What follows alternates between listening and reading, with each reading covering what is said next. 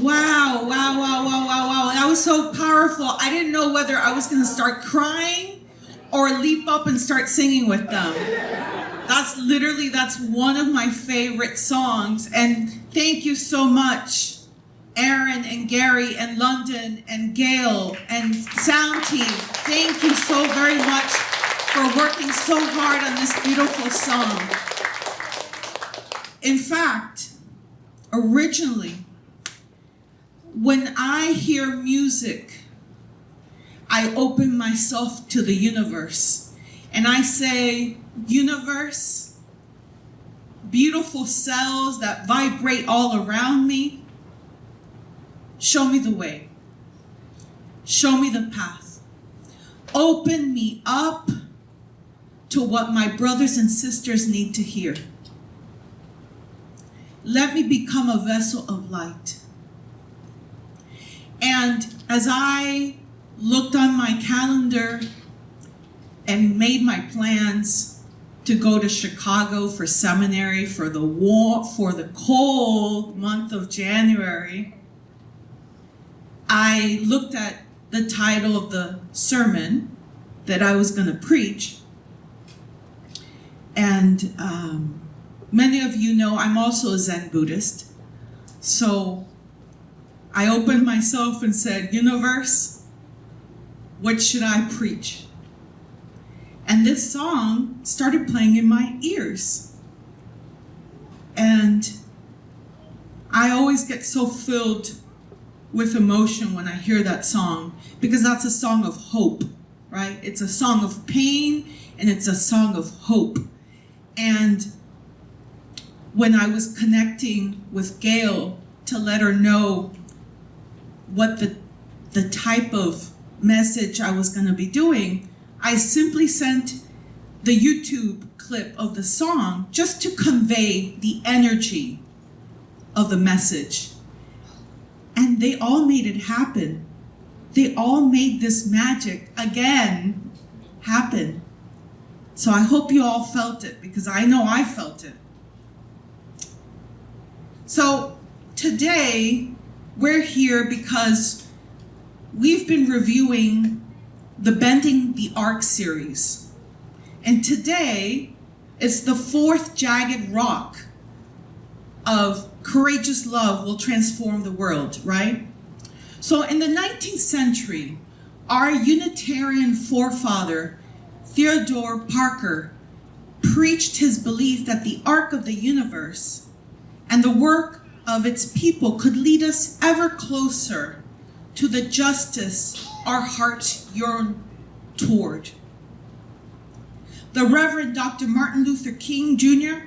carried Parker's theology into the 20th century, saying, "The arc of the moral universe is long, but it bends towards justice."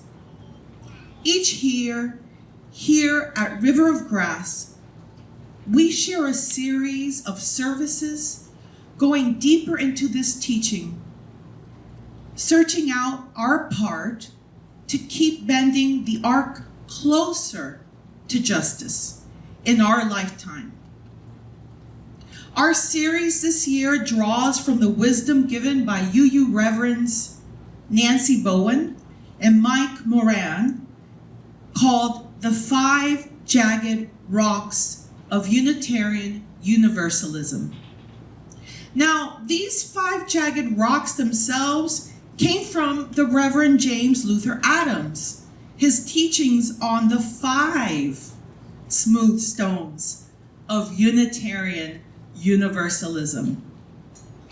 When upon further experience living this faith, the Reverends Bowen and Moran found those 5 smooth stones harder to live into than they had expected, and not so much smooth stones as jagged rocks. So this morning, we consider the 4th of these jagged rocks. Courageous love will transform this world. Now, this week was hard, right? Can you all raise your hand if this week was hard for you? I'm there. Right?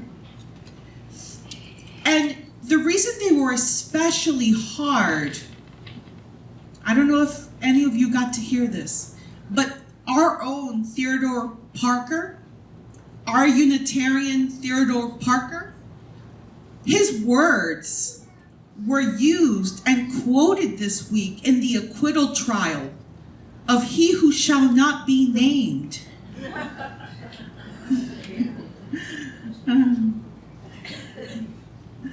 And when I heard that, I was like, seriously, our own beautiful words of civil rights and activism were used to dismiss blatant displays of mistreatment, of disregard of human life.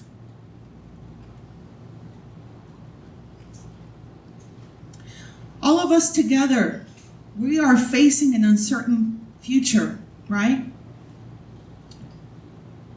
We're going to look at what courageous love can be, looking outside of our walls, much like Tuckerman's call to ministry and the ministry work of Tucson, Arizona with No Mas Muertos. And we will also look at what courageous love looks like here within our walls at River of Grass as a beloved community. This jagged rock, courageous love will transform the world, is deeper and wider than just love. We're going to look at some examples of how courageous love can show up in the world. So I'm going to recount a little story that set me on fire. I will never forget my father's story about a soldier who tapped into courageous love and gave his life for him. My parents were political refugees from Cuba. And my father, as a child, in order for him to get into the embassy, my grandmother did counter-revolutionary work, and they had been searching for her. And she had made it inside the walls of an embassy. And my father had been on his own as a small child, trying to evade the officers. And he took a taxi to the embassy. He walked over because his plan was to get in where his mom was. And it was visiting hours were finished. And an officer with a big rifle said to him, "Boy, visiting hours are done. There's nothing here." And my father, being an astute child, said, "Oh, I'm just here to visit someone," and ignored and kept walking. And the officer said, "Stop. Visiting hours are over. If you take one more step, you're going to be in trouble," pointing the rifle at my dad. And my father took another step. And at that moment, a second officer who had been witnessing the whole event pulled his rifle to the other officer's head and said, "Kid, walk through, pass through, pass through." And the first officer said to my father, "Take a good look at this man. He just gave his life for you." That's courageous love. Courageous love is jumping out and doing something for someone without recognition or that you're going to get anything back out of it. Courageous love sometimes will lead us even to our own personal deaths. Another story about courageous love. We've celebrated Greta Thunberg sitting outside the Swedish parliament each Friday, calling for action on climate change. That took a lot of courageous love. To be a teenager, go sit by yourself, carry a sign for adults to see, and still do it faithfully in the hope that your voice will make a difference in this world.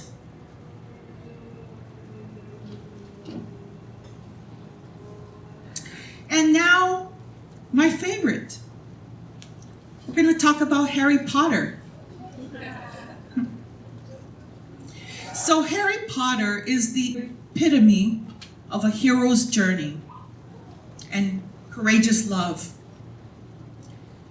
In Harry's life, he carried a burden with him of understanding that he needed to display acts of courage and walk alone and do it. And throughout his whole experience, he faced He Who Shall Not Be Named, the original one. He faced him time and time again without ever saying, you know what, this is too hard. I'm not going to do this. Let somebody else do this. No, not me. I didn't sign up for this. This is too hard. Harry did it. And the reason we fall in love with all of these characters is because they stir up the heroes that reside within us. Each one of you that sits in this chair, you're a hero. You're a hero to somebody. Every single day that you exist in this world, you are a hero to someone. Every moment of your day matters. And even in times where we watch the news and we get disappointed and outraged, the energy of anger is valid. And the energy of anger propels us to action. So when we are able to tap into that energy, instead of letting anger consume us and deplete us to the point of apathy or rage, instead we utilize this strong energy and we channel it to create action in the world. So now I want to talk about Neville Longbottom. Neville Longbottom is a character from Harry Potter. He was always the child that got bullied and ignored. And when you think of Neville, you don't really think of him as the starring hero. However, Neville embodied courageous love at every moment of the storyline. I invite all of you, when you have a chance, create a staycation for yourself and watch the Harry Potter films from beginning to end. Because there are so many moral stories that are found, and they actually will stir up the ideas in us that what is happening on the screen isn't so far removed to our own hero's journey. right? So I mentioned that each one of you are a hero. And you each leave a mark in this world. Make your mark matter. Make your mark matter.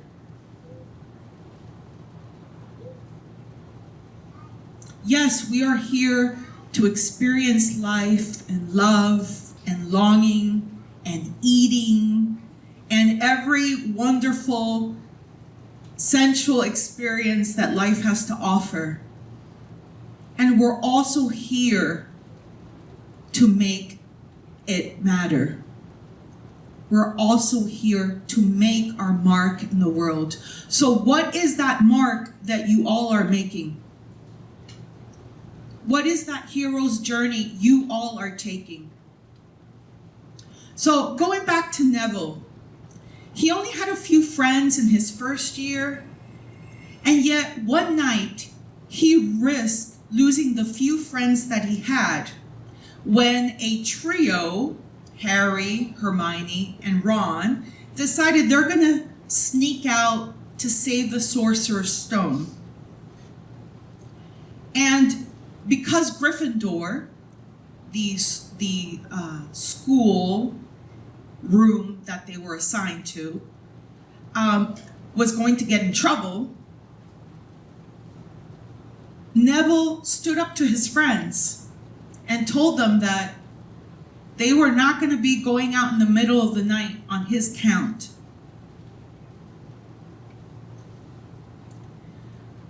He stood up to his friends, right? He stood up to his friends. And the fact remains that it takes great courage to stand up to your enemies, but just as much to stand up to your friends. So as we look at courageous love within our walls, that's what covenant is, right? Covenant is something that we do together. Covenant is something that we grow together. And using the example of Neville, of standing up to his friends, we call each other in when we get out of covenant.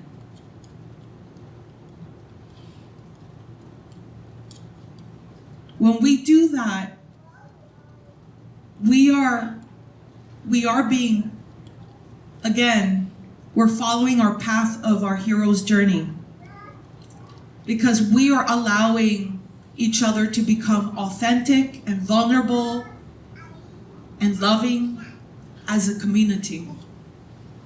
And Neville, he became a favorite of mine because he was always such a underdog. And yet, he always found small ways of doing heroic acts. Most of his heroic acts went unnoticed. Making your mark each day means that you may be a hero and nobody will ever witness it. However, the moral arc of the universe is witnessing your hero's journey. Every mark that you are making, the universe is witnessing it. So finally, when Neville was in the battle, and Nagini, which was he who must not be named, Snake, which personified him, Neville went and slashed Nagini. And this was very significant because he was directly defying the Dark Lord. And I don't want to spoil the movie for you, but there's a sword of Gryffindor, and this sword would only present itself to somebody whose bravery and loyalty was to the House of Gryffindor, and it would present itself when needed. And this sword from everyone in the school presented itself to Neville. And Neville was by himself, got this sword, and he destroyed the final Horcrux, the one that allowed Harry to finally destroy Tom Riddle and He Who Must Not Be Named. And he did it by himself, and nobody ever knew. At that moment, nobody knew he was a hero. But he did it anyways. So, thinking of the marks that we make in this world, every action that you choose to do, sometimes people will not be there to witness you. But you do them anyways. And then finally,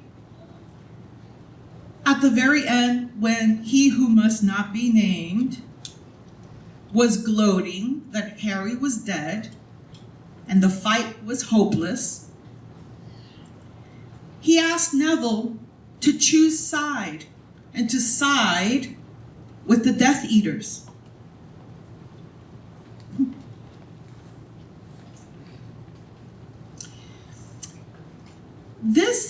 Defying this request wasn't like defying a teacher or a parent. It wasn't even like defying a room full of Death Eaters. Neville was defying the Dark Lord himself. We saw He Who Must Not Be Named kill people because he didn't like their opinions. Sometimes he killed people because he didn't like them at all. However, Neville rebuffed him in front of a room full of dangerous people. Anyone can slay a dragon, she told me, but try waking up every morning and loving the world all over again. That's what takes a real hero. These words are from Brian Andreas, creator of Story People. Courageous love, like I've expressed before, comes in different forms, right? We can do it in small acts.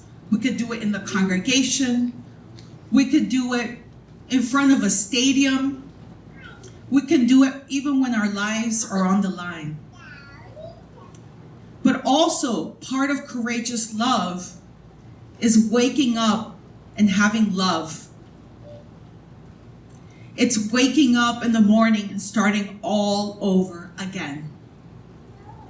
Today, as Unitarian Universalist congregations around the country vote to provide sanctuary for undocumented immigrants, as UUs travel to the southern border to protest and bear witness, as we proclaim that no one can be illegal on stolen land, we are also fighting with courageous love. Courageous love is born from justice, righteousness, and compassion. Answering the call of courageous love requires a capacity to live with a lot of pain, a commitment that persists through great sacrifice, and a willingness to not turn away, but to move towards what in regular times we might call danger. Now, I want to share with you Martin Luther King's philosophy of nonviolence. In 1957, there was an article for the Christian Century entitled Nonviolence and Racial Justice. Think of this one carefully. That advocates of nonviolence do not want to humiliate those they oppose. That the battle is against forces of evil, not individuals. That nonviolence requires the willingness to suffer. That love is central to nonviolence, and that the universe is on the side of justice. So as we think of those points, how can we utilize those in our own personal lives? How can we offer benevolence to those that enrage us?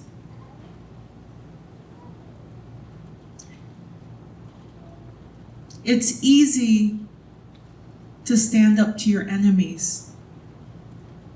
It's hard standing up to your friends.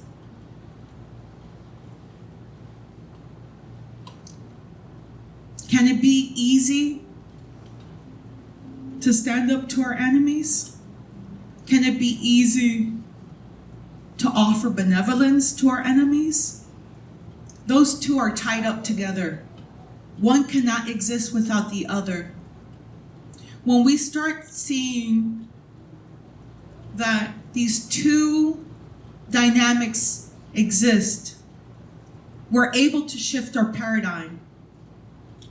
Because instead of becoming entrapped in what we can't resolve and what we can't fix, we focus on the here and now. When we focus on the here and now, we become heroes. Because in the here and now, you are taken care of with full love, with full passion, what is in front of you.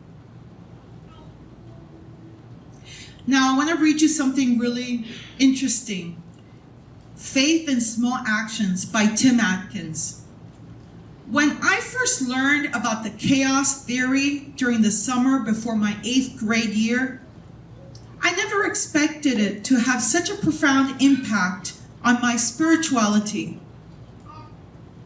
Meteorologist Edward Lorenz first discovered the chaos theory when he realized that one small, infinite, small change can lead to a dramatically different result. And he proved it with math. In a complex system, one small change can lead to a result that hadn't ever been imagined. Now, what system out there is more complex than life? If the chaos theory proves that in complex systems, small changes lead to dramatic results, then it follows that the chaos theory also proves that in life, a small change can also lead to a dramatic result. This is an incredibly empowering thought to me. Small changes in my personal life can lead to dramatic improvements years down the road. And the small changes I try to make through engaging in social justice work have the potential to change the entire world. So often I felt overwhelmed. It's too hard, it's too complicated to change the world. I'm just one person. We have to take faith that in the end, our small actions matter. That our small actions will happen when a small change has been entered into a complex system. The only thing we can predict is that we've changed the future in some way. Courage doesn't always roar. Sometimes courage is the quiet voice at the end of the day saying, I will try again tomorrow. Marianne Radmatch. So what does this mean for us? How do we as Unitarian Universalists create beloved community with love, with courageous love? Loving the promise of our shared liberation, because that's what's going to transform the world. Our liberation is tied up in another's. because we are connected. And when one of us is in pain, we are all in pain. Because none of us are free until all of us are free. There is no salvation in this life unless it is for all of us. We have to gather the light together. That is the promise of beloved community. It takes a great deal of bravery to stand up to our enemies, but just as much to stand up to our friends. J.K. Rowling. So as we think about these words, my goodness, we went through so much. We actually had a hero's journey here in our midst. We all held hands and walked together and strode down Sam Cooke's song and jumped into Hedwig's theme. And then we jumped into the world of courageous love with Harry Potter.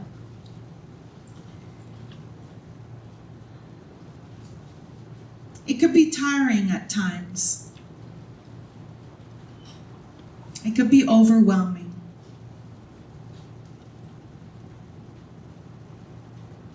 It could be downright disheartening. And like Miss Hazelton's cats, it could be scary. And then when I sit down to spiritual practice and taking time out, whatever form that looks like to you, when I sit down and connect with the universe, I ask myself, of what had I ever been afraid?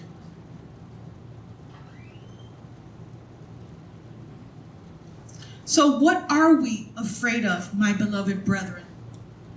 If we have at our disposal the power of a collective community committed to social justice and change.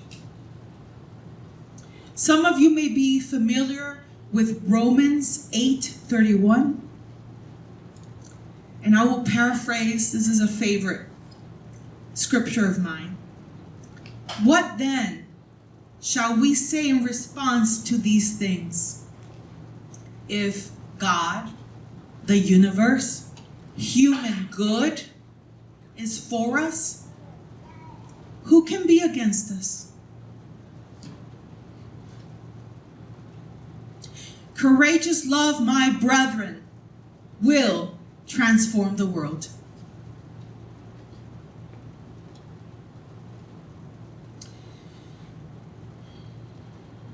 Remembering these things, let us rise in body or in spirit to sing together as we prepare to go forth into the work of this congregation. Hymnal 1018, Come and Go With Me.